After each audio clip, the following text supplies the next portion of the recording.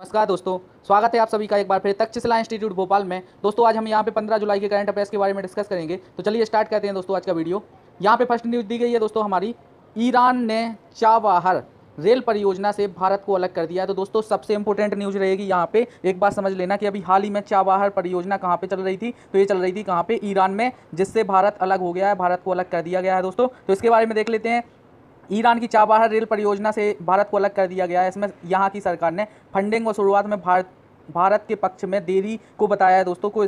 तो इसको लेकर ईरान ने अभी भारत को चाबहार परियोजना से बाहर कर दिया। तो ये विशेष याद रखना दोस्तों इसके बारे में। इसके साथ ही साथ देखते हैं, अब इसे ईरान स्वयं तैयार कर रहा है, पूरा कर रहा है इस ट्रैक को। तो दोस्तों इसके बारे में याद रखना, इस योजना को कब खत्म होना था, तो 2022 तक। और यह योजना कब से प्रारंभ हुई थी, तो यह त्रिपक्षीय समझौता था दोस्तों, जो कि मई 2016 में हुआ था, जिसमें प्रधानमंत्री नरेंद्र मोदी ने तेहरान यात्रा के दौरान ईरानी राष्ट्रपति रूहानी और अफगानिस्तानी राष्ट्रपति गनी के साथ समझौता किया था। तो दोस्तों इसके बारे में याद रखना कि कौन कौन से देश शामिल थे इस परियोजना में, चाबहार परियोजना में। तो पहला भारत, दूसरा ईरान जिसमें जहां पे ये परियोजना चल रही थी, और तीसरा अफगानिस्तान। तो दोस्तों इन तीनों देशों का जो इस परियोजना में सम्मिलित रूप से योगदान होना था, जिसमें भारत बाहर हो गया दोस्तों। तो इसके बारे में याद रखना। चलिए हम देख लेते हैं यहाँ पे ईरान की जो राजधानी है दोस्तों, वो है तेहरान। इसके बारे में याद रखना। और रियाल यहाँ की करेंसी है, तो इसके बारे में भी याद रखना, यहाँ की करेंसी क्या है, रियाल। चलिए दोस्तों हम नेक्स्ट न्यूज़ देखते हैं। यहाँ पे नेक्स्ट न्यूज़ दी गई है दोस्तों, हेमंग अमीन को अभी अभी हाल ही में, ये रही हमारी नेक्स्ट न्यूज़,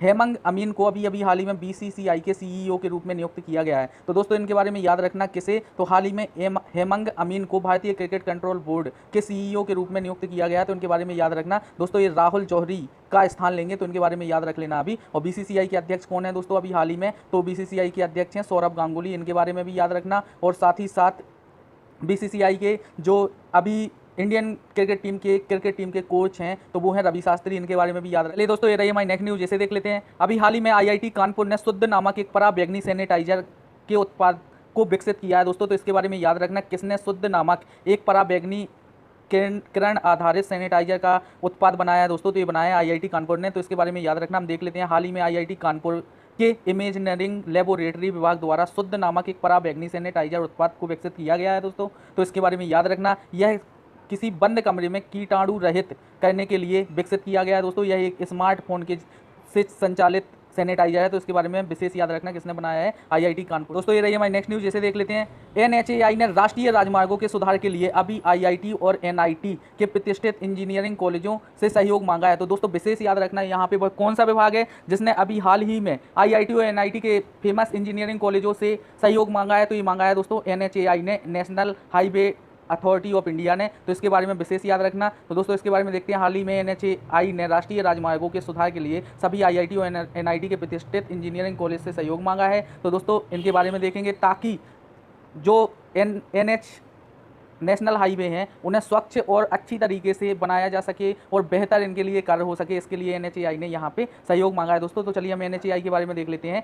भारतीय राष्ट्रीय राजमार्ग प्राधिकरण एनएचएआई की स्थापना 1988 में हुई थी दोस्तों। इसके बारे में याद रखना, इसका मुख्यालय कहाँ पे है, तो नई दिल्ली में है। तो इनके बारे में विशेष याद रखना, यह राष्ट्रीय राजमार्गों के विकास एवं रखरखाव करता है दोस्तों। तो इसके बारे में याद रखना। चलिए दोस्तों ये नेक्स्ट क्वेश्चन, इसे देख लेते हैं। अभी हाल ही में भारत के Vidhu P Nair, doctor Vidhu P Nair Turkmenistan के नए राजदूत नियुक्त किए गए हैं। तो दोस्तों विशेष याद रखना, किन्हें, तो डॉक्टर विधु पी नायर जी को अभी अभी हाल ही में तुर्कमेनिस्तान के भारत के राजदूत के रूप में नियुक्त किया गया है तुर्कमेनिस्तान में। तो इनके बारे में याद रखना। हम देख लेते हैं दोस्तों। तो विधु पी नायर तुर्कमेनिस्तान में भारत के अगले राजदूत के रूप में नियुक्त किए गए। तुर्कमेनिस्तान के बारे में याद रखना दोस्तों, यह मध्य एशिया का एक भाग है, जो कि कैस्पियन सागर और कुराकुम रेगिस्तान से घिरा हुआ है। तो कुराकुम रेगिस्तान से घिरा हुआ है, उसकी राजधानी है अश्गाबाद। तो इसके बारे में भी याद रखना कि अश्गाबाद या अश्गाबाद, ये दोनों इसकी नाम है दोस्तों, अश्गाबाद और अश्गाबाद। तो ये इसकी राजधानी है। और मन्नत यहाँ की क्या है, तो मुद्रा है। तो इसके बारे में तो ये रहा हमारा नेक्स्ट न्यूज़, जैसे देख लेते हैं। अभी हाल ही में केंद्रीय मंत्री नितिन गडकरी ने इस्माइलपुर से नारनौल तक 227 किलोमीटर की 6 वे लाइन एक्सप्रेस नियंत्रण ग्रेड फील्ड का शिलान्यास किया है। तो दोस्तों इनके बारे में याद रखना कि 6 वे लाइन एक्सप्रेस नियंत्रक फील्ड का अभी अभी हाल ही में शुभारंभ किया गया है नितिन गडकरी जी के द्वारा। तो ये कहाँ से कहाँ तक है, तो इस्माइलपुर से नारनौल तक है, जो कि हरियाणा में स्थित है। तो दोस्तों इसके बारे में याद रखना। हम देख लेते हैं, यहाँ पे हाल ही में केंद्रीय मंत्री नितिन गडकरी ने हरियाणा में विभिन्न राजमार्ग परियोजना का उद्घाटन किया है और इस परियोजना का शिलान्यास भी किया गया अभी हाल ही में। तो इसके बारे में याद रखना, जिसमें NH 152D पर इस्माइलपुर से नारलोग नौल तक 227 किलोमीटर की 6 वे एक्सप्रेस बनाया जाएगा दोस्तों। तो इसके बारे में याद रखना, 6 लाइनों वाला एक्सप्रेस वे बन रहा है ये, कहाँ पे, हरियाणा में, जिसका अभी अभी शिलान्यास किया है किसने, तो केंद्रीय मंत्री नितिन गडकरी जी ने। तो इसके बारे में याद रखना। चलिए हम देखते हैं नेक्स्ट न्यूज़ यहाँ पे दोस्तों। नेक्स्ट न्यूज़ दी गई है हमारी, अभी हाल ही में के सिवन जो कि इसरो के प्रमुख हैं दोस्तों, तो इन्हें अभी हाल ही में के सिवन जी को 2020 का बान कर्मन पुरस्कार से सम्मानित किया गया है। तो दोस्तों अभी हाल ही में बान कर्मन पुरस्कार किन्हें प्राप्त हुआ है, तो ये हुआ है इसरो के प्रमुख के सिवन जी को। इनके बारे में देख लेते हैं। अंतरिक्ष अनुसंधान इसरो संगठन, इसरो के प्रमुख कैलासव विडू सिवन को इंटरनेशनल अकेडमी ऑफ एस्ट्रोनॉटिक्स के वान कर्मन पुरस्कार से सम्मानित किया गया है दोस्तों, या इसके लिए चुना गया है। यह इन्हें 2021 में फ्रांस में प्राप्त होगा। तो इनके बारे में याद रखना कि अभी हाल ही में 2020 का वान कर्मन पुरस्कार किसे प्राप्त हुआ है, तो ये हुआ है इसरो के प्रमुख के सिवन जी को, जो कि इन्हें 2021 में फ्रांस में दिया जाएगा दोस्तों। तो इनके बारे में याद रखना। चलिए हम नेक्स्ट न्यूज़ देखते हैं। यहाँ पे नेक्स्ट न्यूज़ दी गई है दोस्तों, छत्तीसगढ़ को इलाइट्स एक्सेलेंस अवार्ड 2020 से सम्मानित किया गया है दोस्तों। इसके बारे में याद रखना, इलाइट्स एक्सेलेंस अवार्ड 2020 से सम्मानित किसे किया गया है, तो छत्तीसगढ़ को किया गया है। तो इसके बारे में याद रखना। इसमें देख लेते हैं दोस्तों, छत्तीसगढ़ सरकार की महत्वाकांक्षी सुराजी गांव योजना एवं अन्य योजनाओं की निगरानी के लिए बनाई गई मुख्यमंत्री दर्पण वेबसाइट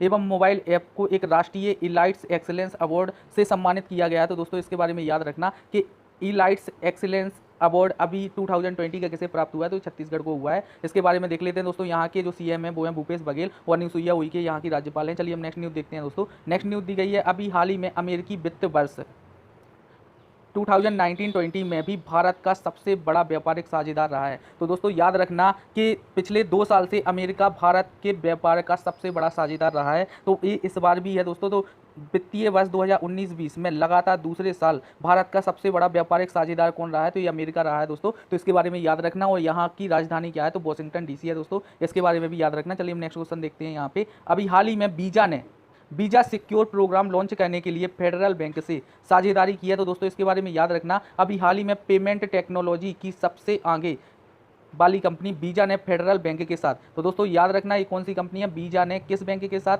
तो फेडरल बैंक के साथ कार्ड धारकों के लिए वीजा सिक्योर प्रोग्राम शुरू करने का समझौता किया है। तो इसके बारे में याद रखना कि वीजा ने क्या किया है दोस्तों, तो फेडरल बैंक के साथ सिक्योरिटी बढ़ाने के लिए एक अभी समझौता किया। तो इसके बारे में याद रखना। चलिए दोस्तों ये रही हमारी नेक्स्ट न्यूज़, जैसे देख लेते हैं दोस्तों। अभी हाल ही में आंद्रेज डूडा जी ने पोलैंड के राष्ट्रपति का चुनाव फिर से जीत लिया है। तो दोस्तों इनके बारे में याद रखना कि जो आंद्रेज डूडा थे वो पोलैंड के पहले से राष्ट्रपति थे और इन्होंने अभी नए चुनाव में भी इस चुनाव को जीत लिया। तो अभी पोलैंड के राष्ट्रपति बने रहेंगे दोस्तों, कौन, आंद्रेज डूडा। तो इनके बारे में याद रखना, ये पोलैंड के राष्ट्रपति हैं जो फिर से चुन लिए गए हैं। और पोलैंड की जो राजधानी है वो है वार्सो। तो इसके बारे में भी याद रखना। और जो यहाँ की मुद्रा है वो है पोलिश ज्वाइटी। तो इसके बारे में याद रखना दोस्तों कि पोलैंड की राजधानी क्या है, तो वार्सो है, और मुद्रा क्या है, तो पोलिश ज्वाइटी है। तो इसके बारे में भी याद रखना। चलिए हम नेक्स्ट क्वेश्चन देख लेते हैं दोस्तों। ये रही हमारी नेक्स्ट न्यूज़। अभी तमिलनाडु के सीएम के पलानी स्वामी को अभी हाल ही में यहाँ पे पॉल हैरिस फेलो सम्मान से सम्मानित किया गया है। तो दोस्तों याद रखना, पॉल हैरिस फेलो सम्मान से किसे सम्मानित किया गया है, तो ये तमिलनाडु के सीएम के पलानी स्वामी जी को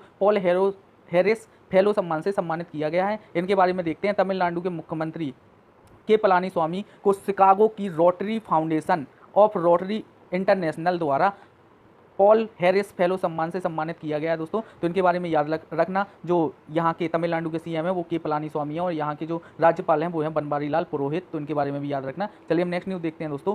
अभी हाल ही में पद्मश्री पुरस्कार से सम्मानित पत्रकार नागी दास संघवी का निधन हो गया है। तो दोस्तों इनके बारे में याद रखना, ये फेमस हैं क्यों, क्योंकि इन्हें एक बार पद्मश्री सम्मान से पुरस्कृत हो चुके हैं दोस्तों। तो यह एक गुजराती पत्रकार एवं लेखक राजनीतिक थे दोस्तों, कौन, तो नागी दास संघवी। इनका भी हाल ही में निधन हो गया है, जो कि भारत सरकार द्वारा इन्हें 2019 में पद्मश्री सम्मान से सम्मानित किया गया था दोस्तों। तो इनके बारे में याद रखना। और इन्हें महात्मा गांधी, गुजराती एवं अन्य विषयों की पुस्तकें जो इन्होंने लिखी हैं इसके लिए भी जाना जाता है कि ना दोस्तों, तो नागी दास संघवी को, जिनका हाल ही में निधन हो गया है। तो इनके बारे में याद रख लिया दोस्तों। ये रही हमारी नेक्स्ट न्यूज़, जैसे देख लेते हैं। अभी हाल ही में राजस्थान सरकार ने प्योर फॉर श्योर नाम के एक अभियान को प्रारंभ किया है दोस्तों। तो इसके बारे में याद रखना, प्योर फॉर श्योर किस राज्य ने स्टार्ट किया, तो राजस्थान ने स्टार्ट किया। और किससे संबंधित है दोस्तों, तो ये दूध से बने उत्पादों एवं दूध की शुद्धता मापने के लिए चलाया गया एक अभियान है प्योर फॉर श्योर, जो कि 1 सप्ताह का रहेगा। तो दोस्तों इसके बारे में देख लेते हैं। रघु शर्मा ने 8 जुलाई 2020 को 8 जुलाई 2020 से 14 जुलाई 2020 तक